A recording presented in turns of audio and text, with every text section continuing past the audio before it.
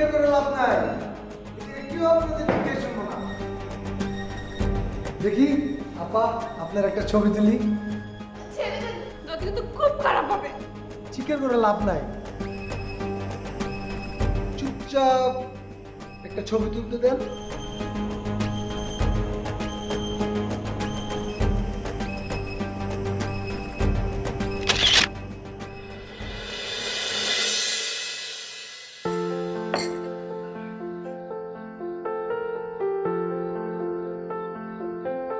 বাহ,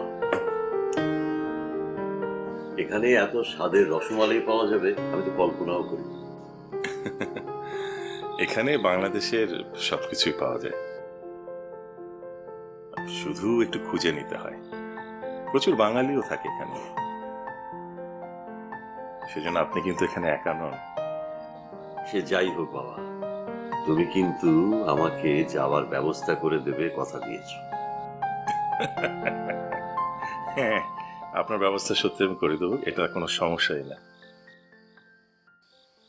কিন্তু আপনার মেয়ের জন্য এখানে আসা, মেয়েকে ফেলে দেশে চলে যাবেন? হ্যাঁ, মেয়ের জন্য এসেছি, কিন্তু ওখানে যে ওর মাকে ফেলে এসেছি, আর যে দেশটার জন্য যুদ্ধ করেছি, অস্ত্র হাতে পাকিস্তানিদের বিরুদ্ধে আম জনতা হয়ে লড়াই করেছি, সে দেশটা ছেড়ে বাইরে কোথাও গিয়ে বেশি দিন মন টিকে না, মন বসাতে পারি না। প্রথমে ভেবেছিলাম পারবো, কিন্তু যত দিন যাচ্ছে ততই বুঝতে পারছি পারবো না। তবে তোমাদের এখানে এসে কিন্তু সত্যি খুব ভালো লাগলো, এত সুন্দর করে সংসারটাকে গুছিয়ে রেখেছো তোমরা। আমার মেয়েটারও যদি আচ্ছা, যাই হোক, এবার তাহলে উঠি। হ্যাঁ,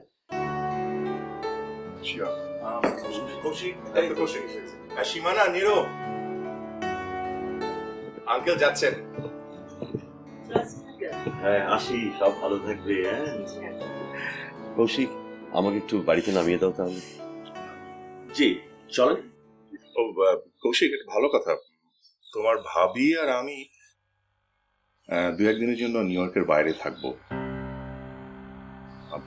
ইভানা বলছিল যে জি, আমি ইভানার কাছ থেকে শুনেছি, আমি কাল সকালে এসেই নিয়ে যাব। আর ভেরিফিকেশন অফিসারও তো আমার ওখানেই আসবে, সো ওকে কয়েকদিন তো আমার ওখানে থাকতেই হবে। কোনো সমস্যা নেই, আপনারা একদম নিশ্চিন্ত মনে ঘুরে আসুন। তো ঠিক আছে, আর দেরি না করি, এখন তাহলে চলি।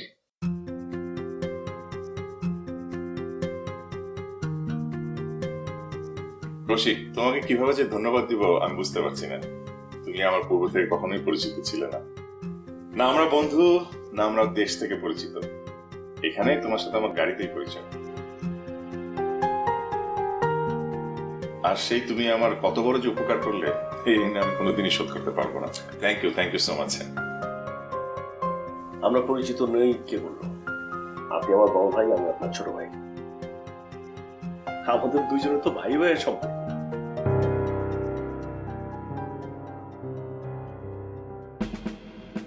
হিসাব করে দেখলে আপনি আমার প্রতি ভীতু মানুষ।